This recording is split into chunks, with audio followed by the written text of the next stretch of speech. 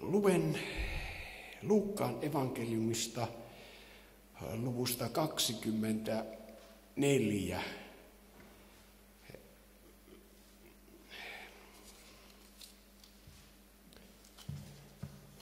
Ja siinä 44 jakeesta. Ja hän sanoi heille, tätä tarkoittivat minun sanani, kun minä puhuin teille ollessani vielä teidän kanssanne, että kaiken pitää käymään toteen, minkä minusta on kirjoitettu Mooseksen laissa ja profeetoissa ja psalmeissa. Silloin hän avasi heidän ymmärryksensä käsittämään kirjoitukset. Ja jakeesta 47.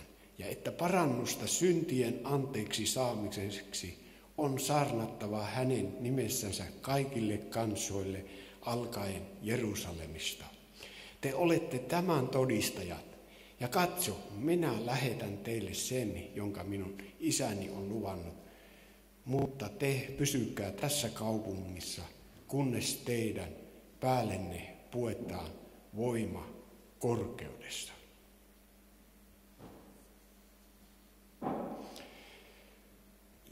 Jeesus piti hyvin tärkeänä sitä, että kaikki ihmiset saavat kuulla pelastussanoman. Ja parannusta on saarnattava kaikille ihmisille.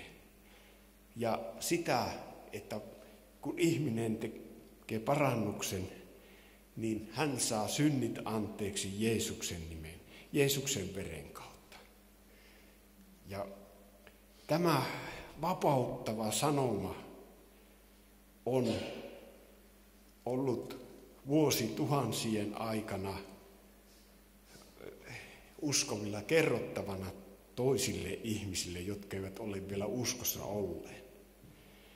Mutta tiedämme, että aina tämä sanoman vieminen ei ole helppoa, mutta Jumala on luvannut antaa voiman tämän sanoman viemiseksi. Ja apostolien teossa luemme luvusta 1, jakeesta 4 ja 5. Ja kun hän oli yhdessä heidän kanssansa, käski hän heitä ja sanoi, älkää lähtekö Jerusalemista, vaan odottakaa Isältä sen lupauksen täyttymistä, jonka te olette minulta kuulleet. Sillä Johannes kastoi vedellä, mutta teidät kastetaan Pyhällä Hengellä, ei kauan näitten päivien jälkeen. Jeesus puhui odottamisesta, että älkää lähtekö Jerusalemista, siinä paikasta, missä he olivat, ennen kuin teidät puetaan voimalla korkeudesta. Nämä hänen sanansa olivat tärkeitä silloin, joskin ne ovat yhtä tärkeitä tänä päivänä. Että me, jotka olemme uskovia ja kerromme Jeesuksesta, että me saisimme rukouksessa olla ja täyttyä Jumalan Pyhällä Hengellä, kun me kerromme ihmisille tästä pelastuksen tiestä. Ja lähetyssaarnaajien, niin kuin Markkus sen hyvin tietää, kuinka hänkin on riippuvainen Pyhästä Hengestä ja siitä voimasta, jota hän saa kokea päivittäin. Pyhä Henki neuvoo, antaa viisautta ja myöskin voiman ja rohkeuden. Ei tarvitse omassa voimassa lähteä. Ei tarvitse omassa voimassa tehdä. Saa aivan niin kuin siinä olla Jeesuksen kanssa, että mitä Jeesus haluat minun tekevän, mitä sinä haluat minun sanoa. Ja silloin se työ on helpompaa kuin Pyhä Henki saa johdattaa. Pyhä Henki vaikuttaa myös kuulijoiden sydämissä.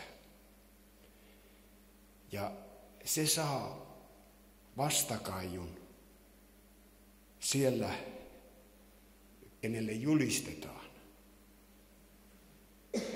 Niin meidän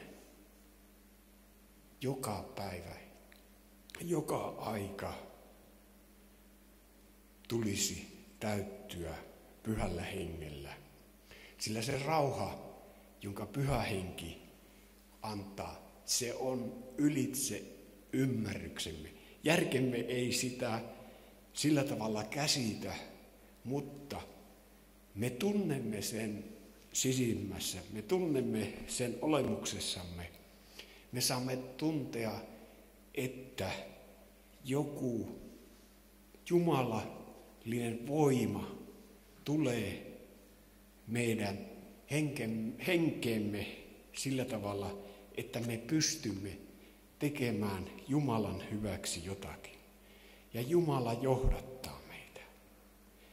Vaikka me olemme uskossa, mutta me tarvitsemme vielä erikoista Pyhän Hengen voimaa tänä aikana. Ja etenkin nyt, kun tiedämme, että aika tulee vielä muuttumaan silleen huonommaksi, että me tarvitsemme joka päivä Pyhän Hengen läsnäoloa.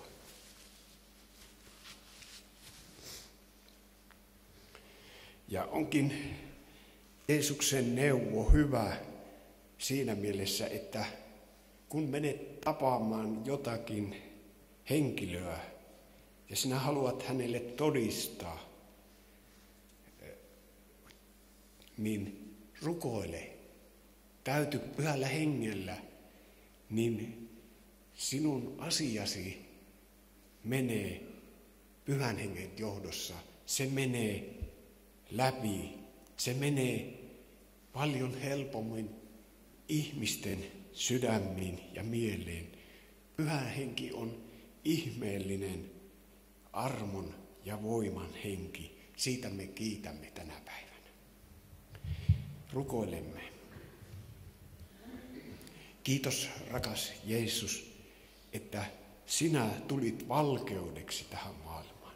Ja kiitos, että sinä vaikka menit Isän luokse, sinä sanoit, sinä lähet Pyhän Hengen olemaan meidän kanssamme.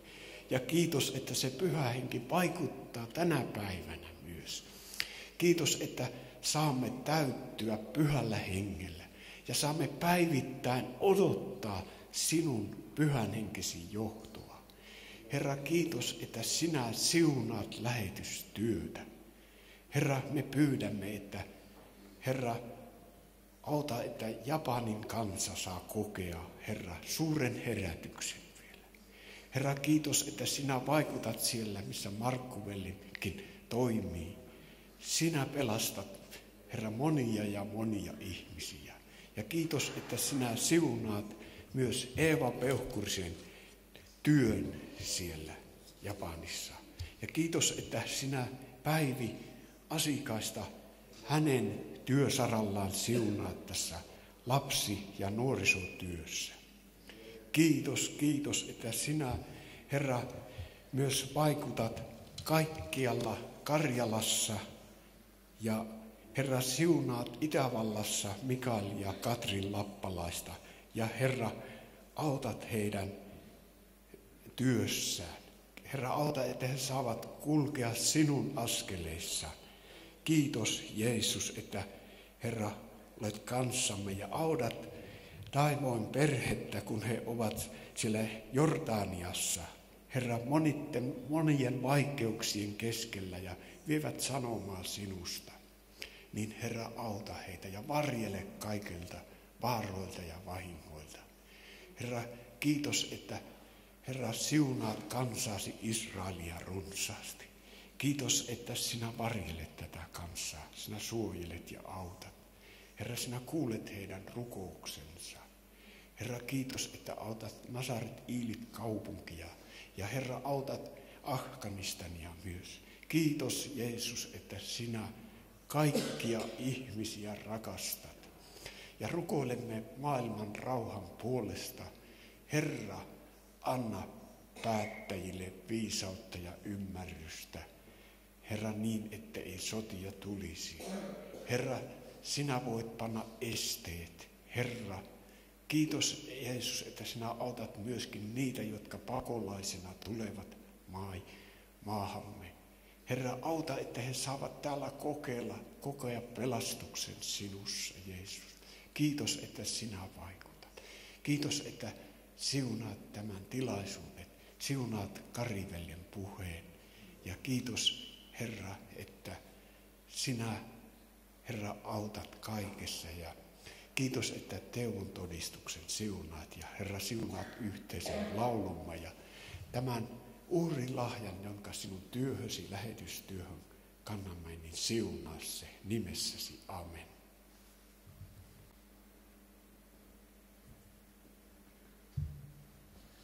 Jumalan rauhaa kaikille Jeesuksessa ristuksessa.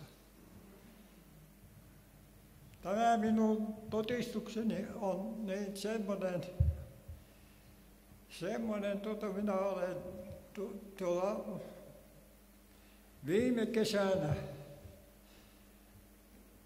taiton noita talvivastoja kotona siellä Oskolassa ja siellä metässä liikkuissa siellä tullen laulun sanat tuli sydämelle. Minä en ole niitä laulusanoja kuullut mistään kirjasta enkä kansista. Ne laulun sanat on aivan kokonaan ulkopuolelta. Uskoisin, että Jeesus Kristus on antanut mulle nämä laulun sanat, sillä ne mulle tuli siellä vasta metässä. Minä taittelin niitä varpuja ensin siellä metässä ja tein niitä vastaksi sinne ja sitten kokosin ne vastakset pois sieltä metästä ja läksin kotiin. Ja vein ne varvut sitten navettaan. Mulla siellä navetassa on semmoinen pieni puupaja. Ja siellä taitoin sitten ne vastat vastoiksi. Ja tein pannat ja laittelin sinne ne vastat niin kuin talveen varten. Ja siellä sitten syntyi siihen laululle sävel. Siellä niitä vastaksia taittaessa ensin tuli sanat. Ja sitten kun olin vastat taittanut ja tehnyt valmiiksi ne vastat, niin siellä navetassa alkoi soida sitten sen laulun sävel. Ja minä uskoisin, että tämä laulun sanat ja sävelet ei ole minun omasta päästä. Minä en ole ikinä niin minkäänlaista laulua tehty enkä säveltänyt. Mutta nämä on Jeesuksesta ristuksesta tämä koko homma, jotta se tuli siellä vastasmetässä ja niitä taittaessa nämä sanat minulle ja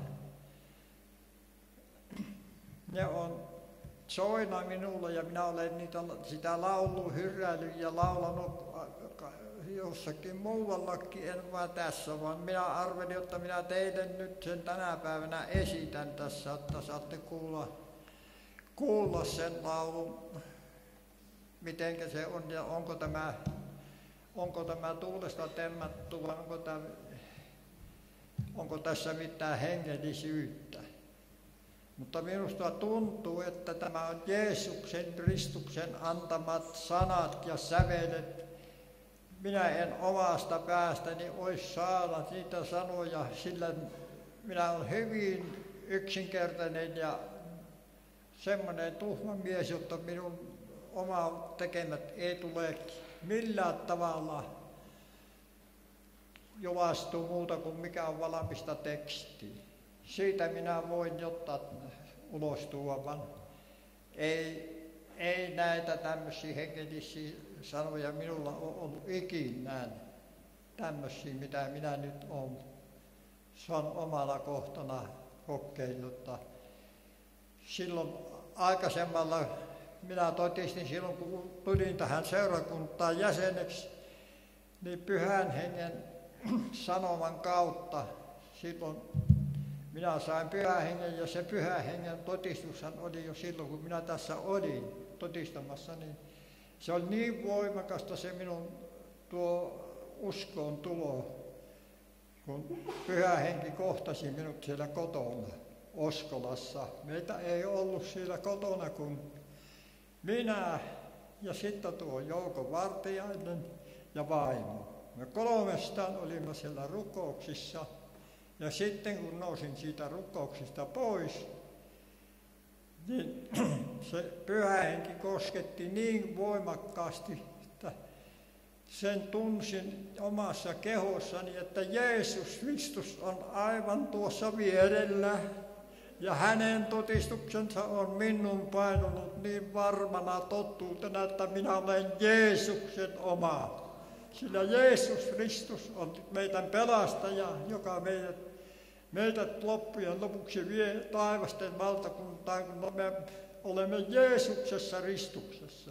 Hänen armo riittää meidän kaikille. Hänellä on valta tehdä meissä, mitä hän tahtoo. Hänen voimansa riittää vielä meidän yllemme, sillä hän on se, joka pelastaa ja tekee työtä näissä syntisissä ihmisissä.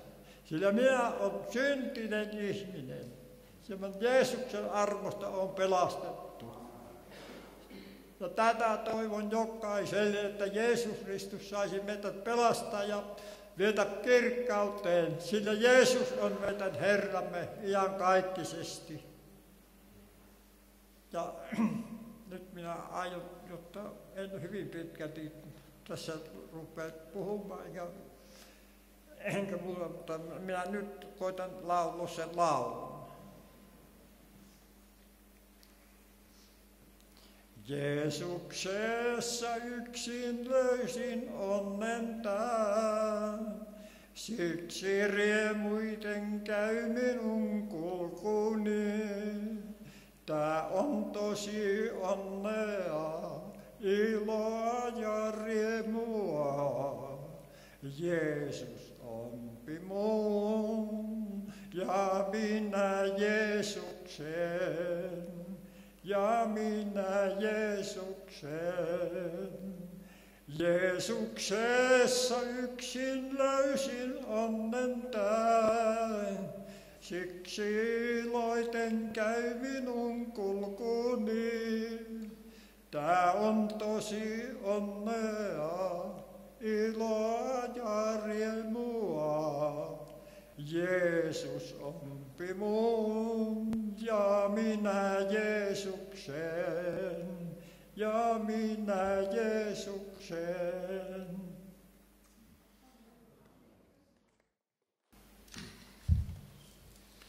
Jumalan armoa, rauhaa ja rakkautta, näin ystävän päivänäkin. On ilo olla täällä teidän kanssanne taas tänä päivänä. Aika tasan tarkkaan 2 kuukautta takaperin olimme täällä vaimoni Arjan kanssa kokemassa Tohmajärven helluntaiseurakunnan vieraan varaisuutta. Ja Arja lähetteli sieltä kaikille todella paljon terveisiä. Kiitos myöskin tervetuloa sanoista ja toivotuksista. Ja tuli tuossa mieleen, että se on todella mahtavaa, kun on tervetullut. Eikö se tunnu sinustakin hyvältä? Kerrotaan sellaisesta pienestä pojasta, oli ehkä sellainen ekaluokkalainen poika, ja siinä sitten poika lähti viilettämään yhtäkkiä ja meni naapuriin, ja siellä naapurissa oli jonkunnäköiset juhlavalmistelut menossa, ja äitikin siinä jo sitten kerkisi huolestua, että kun poika viipyi, että mihinkähän tuo poika meni ja missä se oikein on ja mitähän hänelle on tapahtunut. Poika sitten vihdoin viimein tuli kotiin ja äiti sitten vähän rupesi tenttaamaan, että missä sinä olet ollut. Ja poika sanoi, että tuossahan minä olin naapurissa, että olin todella tervetullut sinne ja minut otettiin niin hyvällä tavalla vastaan, että minua oli jopa odotettu siellä. Äiti vähän ihmetteli ja sitten loppujen lopuksi kysäsi, miten niin sinua oli odotettu siellä. No kun talon emäntä sanoi ensimmäiseksi, kun minä astuin tupaan, että tuo se vielä tuosta puuttui. Sen takia on äärettömän ihana, kun voi olla tervetullut. Ihan niin kuin sille aikuisten oikeasti, niin kuin sanotaan. Ja kiva nähdä todella teitä kaikkia ja kiva nähdä tuota Tevaniemen Anttia ja Pirkkoa. Meillä on semmoinen 20 vuoden historia heidän kanssaan. Syksyllä tulee 20 vuotta, kun ensimmäisen kerran tapasimme ison kirjan peruskurssilla heidän kanssaan. Ja aina määrätyissä tilanteissa, työntekijäpäivillä ja milloin missäkin ollaan sitten tavattu tässä matkan varrella ja konferenssissa ja tälleen. Että ilo nähdä, että olette täällä. Tuo veljen todistus ja laulu oli sellainen, että ajattelin tuossa penkessä, että ei tänne tarvitse tulla muuta sanomaan kuin aamen. Mutta olette kutsuneet, veljet, minut tänne puhumaan tänä päivänä ja tuomaan jotain esille Jumalan sanasta, joten yritän näin väkevän todistuksen päälle tässä jotain Jumalan sanasta teille jakaa. Meidänhän on loppujen lopuksi uskovinakin myönnettävä itsellemme se, että me olemme vain aivan tavallisia ihmisiä. Me emme pääse sitä ihmisen osaa pakoon. Sen takia Raamattu on niiltäkin osin niin älyttömän sellainen lohdullinen ja lohduttava kirja, koska Raamatun henkilöt olivat myöskin kaikki tavalla tai toisella sellaisia vajavaisia. Ja jopa koko Israelin kansa välillä meni vähän sellaista latua, joka ei ollut niin kuin Jumalan mielen mukaista. Ja psalmissa 78 kerrotaan siitä, kun tuo Jumalan kansa napisi milloin mitäkin. Milloin ei ollut vettä, milloin ei ollut ruokaa, milloin ei ollut sitä ja tätä. Ja tuo 18 jae sanoo näin, he kiusasivat Jumalaa sydämessään vaatimalla mieleistään ruokaa. He menivät niin pitkälle, että he rupesivat vaatimaan sitä, mitä he itse halusivat. Jumalahan oli antanut heille vedet, oli antanut mannat kaikki, mutta ei kelvannut. Olisi pitänyt olla toisenlaisempaa ruokaa ja sitten iski epäilys. Onko tuttu asia? Oletko koskaan uskon elämässäsi ollut sellaisessa tilanteessa, että olet jotain asiaa epäillä? Ei nyt tarkoita välttämättä, että olet epäilystä omaa uskoasi, mutta jotain epäilystä tullut. Yhtäkkiä Raamattu sanoo tuo psalmi 78, sen 19 jakeessa, että he puhuivat Jumalaa vastaan ja sanoivat, voiko Jumala kattaa pöydän autiomaassa? Käytän tätä Raamattu kansalle käännöstä ja vanha käännös hän sanoo tuon vielä vähän tarkemmin ja pikkasen siihen tulee sellaista epäilyksen makua vielä enemmän, kun tuo 38 käännös sanoo, voikohan Jumala kattaa pöydän erämaassa?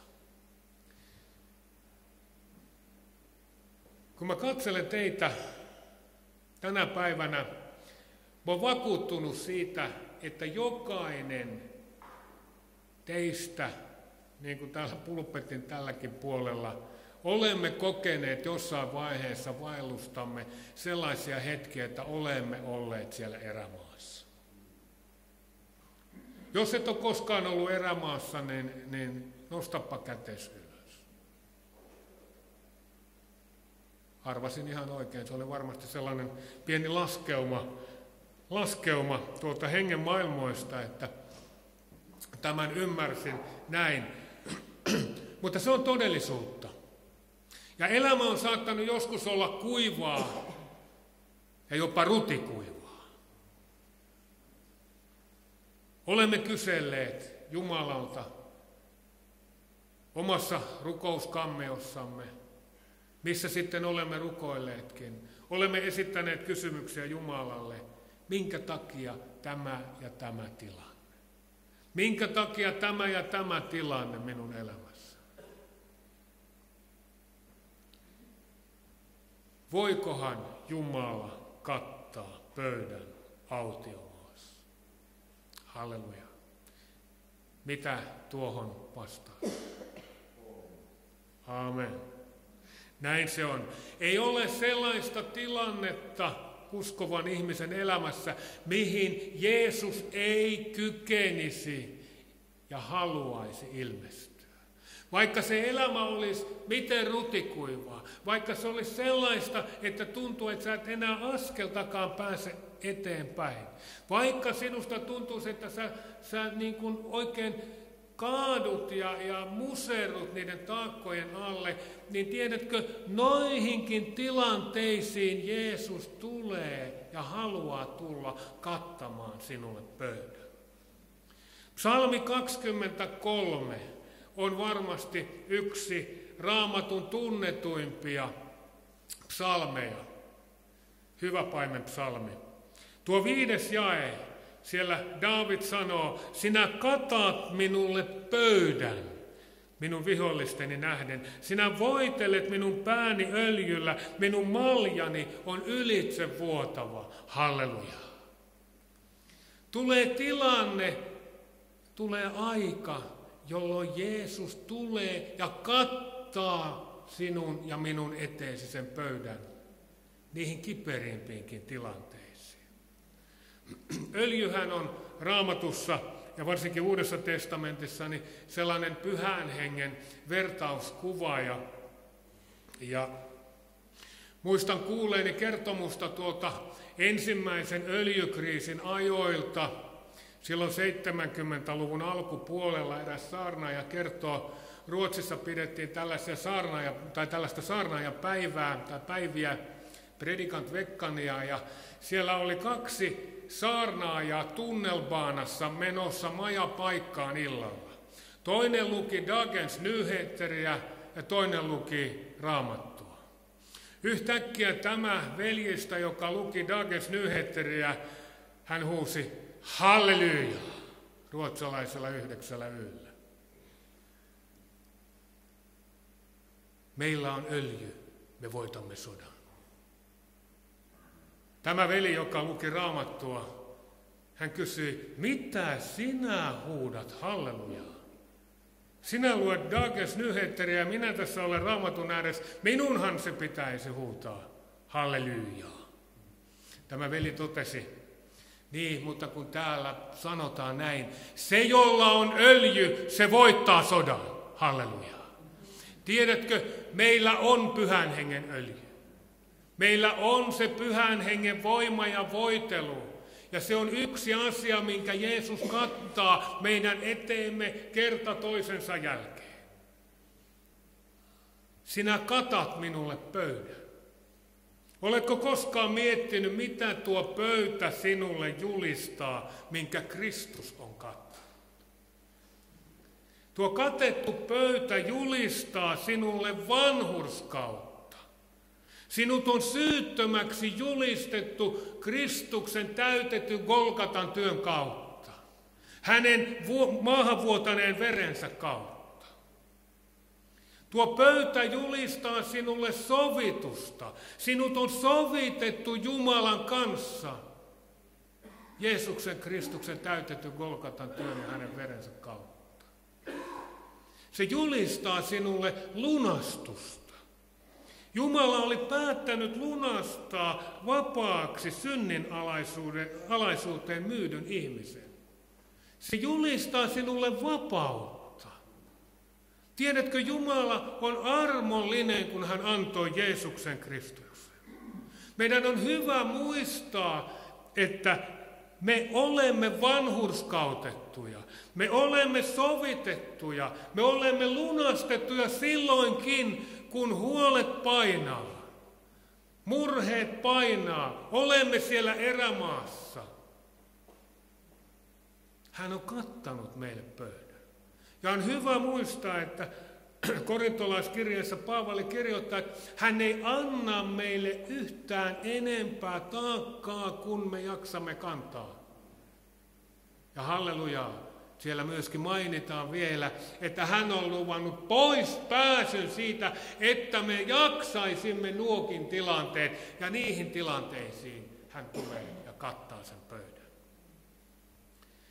Eräs edesmennyt saarnamies, Mauri Wiksten, joka oli tässä herätysliikkeessä armoitettu julistaja ja raamatun opettaja, kirjoittaa kirjassaan Ilmestysmajan ihme seuraavaa. Monet uskon tietä jo useampia vuosia vaeltaneet myöntävät kanssani, että jos matkalle lähtiessä olisi tiennyt tarkalleen jokaisen alennuskohdan ja jokaisen laakson pohjan, koko matka olisi jäänyt tekemättä. Jumala tiesi heikkoutemme eikä näyttänyt kerralla koko pitkää matkaa eteenpäin, koska hän arveli, että muuten ihminen kääntyy takaisin. On hienoa kulkea tätä tietä, sillä uskon silmä näkee näkymättömiä asioita. Siinä missä maailma näkee mustaa, siinä uskon silmä näkee Jumalan pojan. Siinä missä maailma näkee sormella osoitettavan rappioalkoholistin tai langenneen naisen, siinä uskon silmä näkee huomispäivän evankelista. On merkillistä, mitä usko näkee. Se näkee aivan toisenlaisia asioita kuin maailma. Halleluja. Ja nyt on hyvä erottaa pelastava usko tästä uskosta, josta Mauri Wikstenkin kirjoitti. Pelastavasta uskosta Paavali kirjoittaa Efesolaiskirjeen 2. luvussa, mutta tämä usko, joka on yksi armolahja, se katsoo aina näkymättömään maailmaan.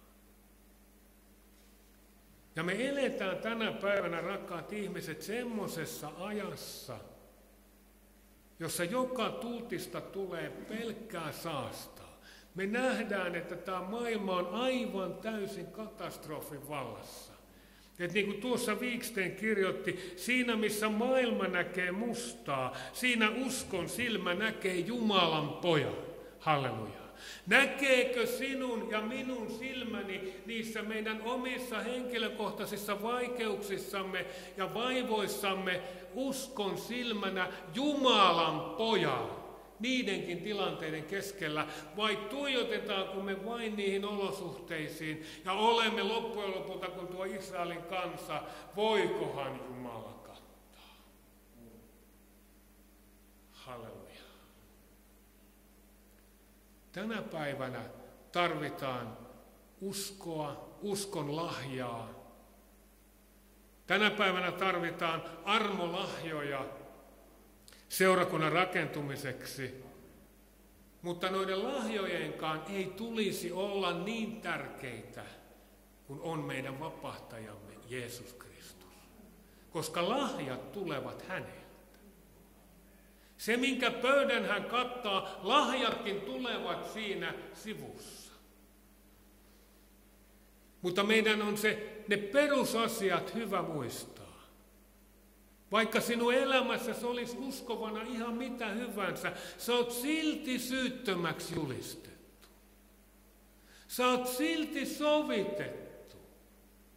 Sä oot silti lunastettu. Eikö tämä anna sun elämässä ihan sellaista uudenlaista virettä? Sä kykenet katsomaan ikään kuin uskon silmin uudella tavalla asioita. Hebrealaiskirjeen 11. luku ja sen 1. jae sanoo, usko on luja luottamus siihen, mitä toivotaan, ja ojentautuminen sen mukaan, mikä ei näy. Niin monta kertaa ihmiset, maailman ihmiset, uskosta osattomat ihmiset sanoo, miten minä voin uskoa, kun en minä näe. Olen näille ihmisille vastannut näin, että se juuri onkin se uskon asia. Emmehän me näe Jeesusta tässä meidän vierellämme, mutta se, että hän on sanansa kautta luvannut pyhässä hengessä kulkea meidän kanssamme joka päivä maailman loppuun saakka. Halleluja.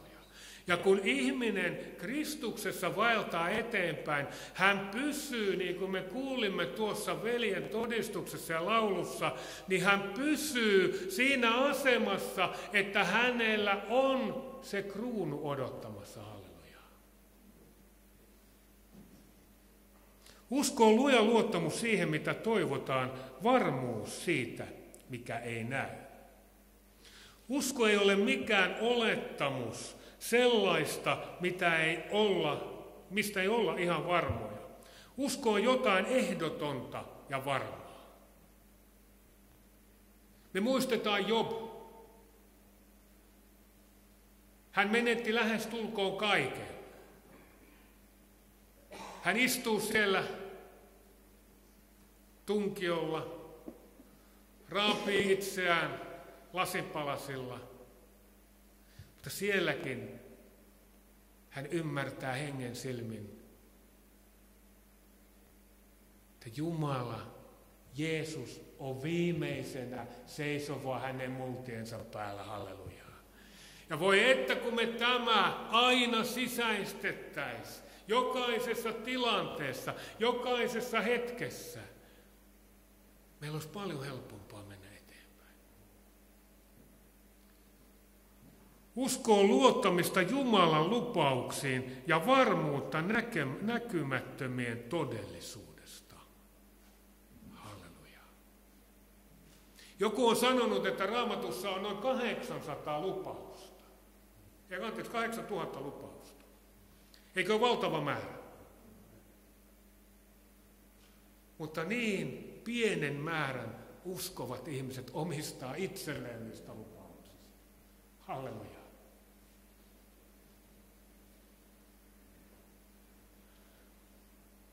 Tuossa joulun tienoilla, tai muutamia päiviä, 5 päivää ennen joulua, sairastuin influenssaan ja siinä meni sitten joulut ja siinä meni uudet vuodet ja tuossa torstaina, kun sitten aloin vähän valmistautumaan tähän sunnuntaihin ja olin siellä illalla sitten Raamatun äärellä, niin jotenkin rupesi tuntua taas, että ei kai kerta kaikkea, että olen taas tulossa kipeäksi. Edellisellä viikolla kaaduin koiran kanssa niin, että joudun käydä illalla sitten näyttämässä oikeata rannetta, niin kun se turposi ihan mahdottomasti. Kiitos Herralle, ei ollut mitään murtumaa. Se olisi ollut 5 viikon kipsihomma. Mutta niiden tilanteiden keskellä aloin itsekin miettimään, että nyt varmasti vihollinen yrittää jollain tavalla masentaa, lannistaa ja jopa estää minun pääsyn kokonaan tänne Toomajärvelle. Tiedättekö, miten ihana paikka aukesi Raamatusta? Sieltä ensimmäisestä kuningasten kirjasta tuttu paikka, jossa profeetta Elia siellä pyytää Sarpatin leskeä leipomaan hänelle ensin ja kertoo sitten, mitä Jumala oli hänelle sanonut. Koin, että nuo sanat tuli kohti. Ensimmäistä kertaa koin, että nuo sanat tuli kohti tuolta Raamatusta. Jauhoja ei ole puuttuva sinun vakkasestasi, eikä öljyä sinun astiastasi. Halleluja, kuulkaa, siinä oli ilo lähteä eteenpäin, vaikka nenävuosi, pää oli kuin Haminan kaupunki.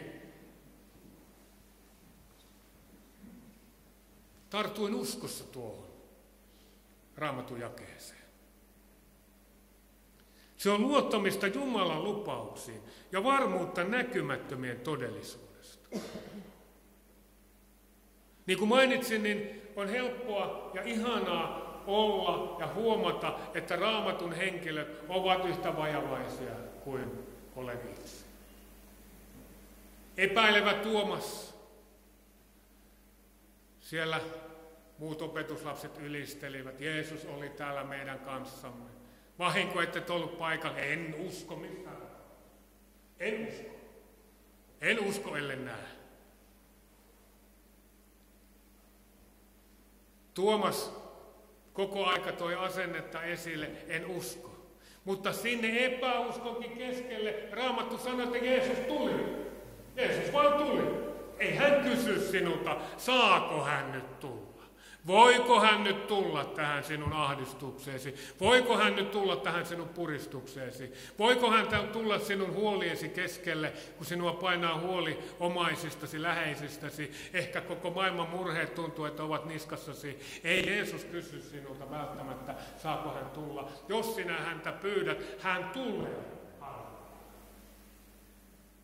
Ja hän tuli Tuomaankin kohdalla, vaikka Tuomas sanoi, että en usko. Ja mihin se tilanne päättyy? Se päättyy loppujen lopuksi siihen, että Tuomas sanoi, minun Herrani ja minun vapahtajani. Halleluja. Ilmestyskirjassa kerrotaan ihanasti vanhasta apostoli Johanneksesta. Ilmestyskirjan 1. luvussa. Johanneksen kerrotaan olleen ainoa apostoleista, joka ei kokenut marttyyrikuolemaa. Johannes oli karkotettu sinne Patmoksen saarelle Kristuksen todistuksen tähden, sanoo Raamattu. Ja perimätieto kertoo, että hän joutui siellä jossain kalkkikivilouhuksilla todennäköisesti työskentelemään. Ja voi olla, että siellä oli Johanneksellakin ihmetystä siitä, että miten olen joutunut tähän tilanteeseen. Olen palvellut Kristusta siitä lähin, kun annoin elämäni hänen käsiinsä. Kaikki muut apostolit on viereltä tapettu. Siellä hän yksinään. Mutta niin kuin muistamme, siihen tilanteeseen tuli Jeesus. Hän siellä yhtäkkiä rupeaa katselemaan.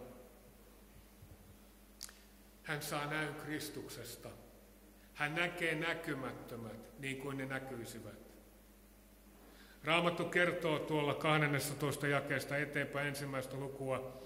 Käännyin katsomaan, mikä ääni minulle puhui. Kääntyessäni näin 7 kultaista lampun jalkaa ja lampun jalkojen keskellä kuin ihmisen pojan. Pukeutuneena pitkäliepeiseen viittaan ja rinnan kohdalta kultaisella vyöllä vyöttäytyneenä. Niin hän sitten kuvaa, mitä hän muuta siinä näki. 17 jae kertoo, mitä hän siinä tilanteessa tekee, kun hän näkee tuon ihmisen pojan näköisen, jonka hän tunnistaa omaksi vapahtajakseen. Hänet nähdessään minä kaaduin kuin kuollut hänen jalkojensa juureen, mutta hän pani oikean kätensä päälleni ja sanoi, älä pelkää, minä olen ensimmäinen ja viimeinen. Halleluja. Niissäkin tilanteissa, kun me olemme vaikeuksissa, koskee se hengellistä elämää, koskee se mitä tilannetta muuten hyvänsä, on hyvä notkistaa polvet kaikki valtian edessä. Tiedätkö, hän ei koskaan jätä tulematta sillä tavoin, niin kuin Johannes tässä kuvailee, kun hän kaatui Jeesuksen jalkojen juureen, mutta hän pani oikean kätensä päälleni.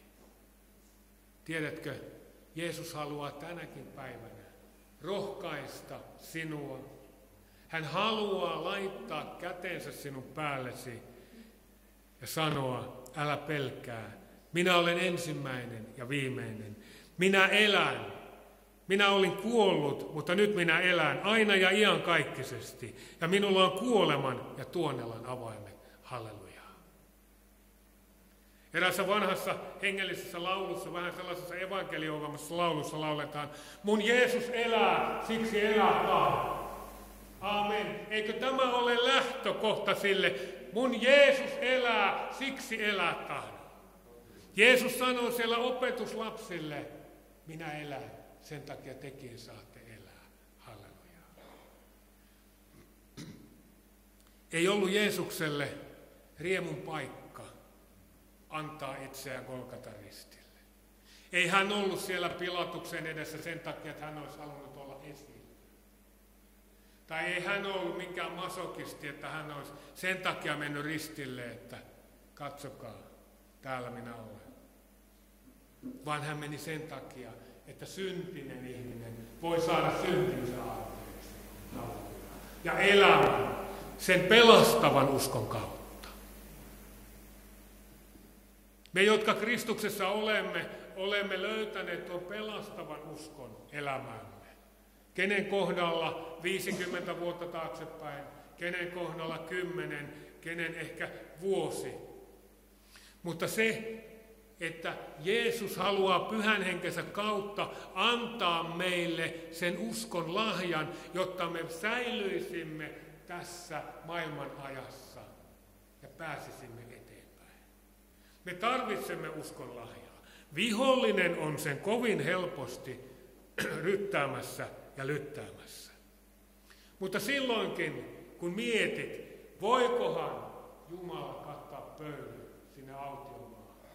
Muista, että Jeesus on voittanut tuonelan ja kuoleman. Hän on riistänyt saatanalta kuoleman ja tuonelan avaimet. Sinä olet voittajan puolella. Niin kuin Reinhard Bonke sanoo, sinä et ole mikään sattuman suosikki, kun sinä olet voittajan puolella. Sinä olet varma voittaja, halleluja. Saako Jeesus tänäkin päivänä vahvistaa meidän uskoamme? Monta kertaa tilaisuuksissa, jossa on uskosta osattomia. Meilläkin tuolla lähetyskappelilla Leppävaarassa niin on ruokajakelupäivä. Torstaisin siellä on noin 45-50 ihmistä heti 12 aikaan tulee siihen hartaushetkeen. Niin mä oon monta kertaa sanonutkin siellä, että voi kun suomalaiset, monet toivovat pääsevänsä taivaaseen. Sitten kun tämä taivaalla täällä päättyy. Mutta mä joudun tuottamaan teillekin, ketkä toivotte pettymyksen. Sinne ei päästä toivomalla, vaan Jeesuksen Kristuksen veren kautta. Halleluja. Siinä on aika suuri ero. Ja Jeesuksen Kristuksen veri on se, joka pesee puhtaaksi synnistä. Ja jos me meinaamme pärjätä tässä maailman ajassa, jos me meinaamme olla Jumalan käytössä, meidän astiamme täytyisivät olla puhtaita.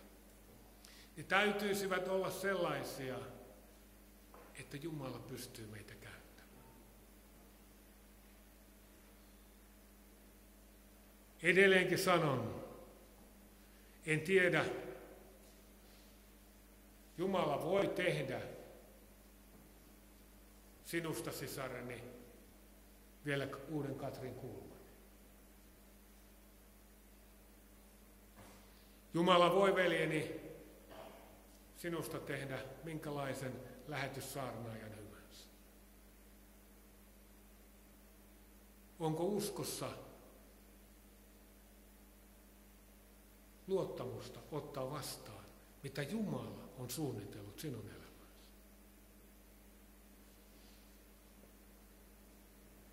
Sä et ole vaan tullut tänne pyörimään jonkinlaista kehää. Sä et ole vaan tullut siihen tilanteeseen, eikä Jumala ole sellaista tilannetta tarkoittanut, että sä käyt täällä kokouksissa silloin, kun täällä kokouksia on. Vaan Jumala haluaa, että sä oot elävä. Elävä, jotta sä tuot elämää Tohmajärvelle. Halleluja. Eikö se ole aika yksinkertaista? Jos en minä ole elävä, niin en minä voi elämääkään tuoda mihinkään.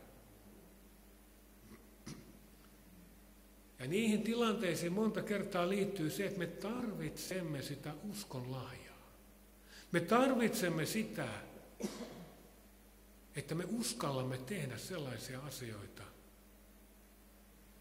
mitkä on inhimillisesti katsoen aivan asioita, joita ei kukaan selväjärkinen ihminen lähtisi tekemään.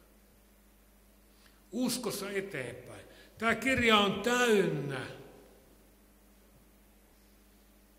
ihmisiä, jotka uskossa lähtevät eteenpäin. Tuo hebrealaiskirjan 11. luku, silloin kun on heikko hetki, luepa tuo 11. luku. Se kertoo uskon sankareista. Ja jos sä ajattelet, niin ne oli niitä uskon sankareita siellä Raamatussa. Mä jälleen kerran muistutan, aivan yhtä inhimillisiä ihmisiä olivat he, kun olemme mekin tänä päivänä. Jumala voi tehdä ihmeitä. Me emme voi itsestämme mitään. Emmekä me voi itseämme muuttaa. Emme me itseämme saa elämää. Niin kuin eräs evankelista sanoi, että elämä ennen uskoon tuloa, se oli pelkkää elämää. Ja sitä se on, jos me yritämme itsessämme saada aikaiseksi jonkunlaista elämää. Mutta kun me annamme Kristuksen virrata meihin, silloin tulee elämä, joka myöskin sykkii ympärille sitä elämää ja joka alkaa tuottamaan elämää. Mutta meidän tarvitsee uskoa Kristukseen, että hän on meidän kanssamme jokaisessa tilanteessa. Tuntu sit miltä tuntuu. Jos me mennään tunteilla eteenpäin, niin me ei selvitä huomiseen päivään oikein edes kunnolla. Mutta uskossa hän on kutsunut meidät vaeltamaan. Minä elän. Minä olen kuollut, mutta nyt minä elän aina ja iankaikkisesti, ja minulla on kuoleman ja tuonelan avaimet. Tiedätkö, sä voit oikeastaan omistaa nuo sanat itsellesi. Ja minä elän. Minä olin kuollut, mutta nyt minä elän. Ja kun sinä uskossa oot, ei ole liikaa sanottu aina ja iankaikkisesti. Ja Jeesuksella on ne kuoleman ja tuonelan avaimet, jotta sinä kerran pääset perille asti. Muistetaan se, että Jeesus on kutsunut meidät työtovereiksi, todistajiksi. Muistetaan, että ilman häntä me ei voida mitään tehdä. Me tarvitaan häntä. Me tarvitaan uskoa selviytyäksemme tämän ajan haasteista. Me tarvitsemme kaikkia sitä, mitä Raamattuun on kirjoitettu. Ja vaikkei susta tuntuiskaan, että sä oot mikään uskon sankari, niin kuin sanoin, älä elä niistä tunteista, vaan elä uskosta.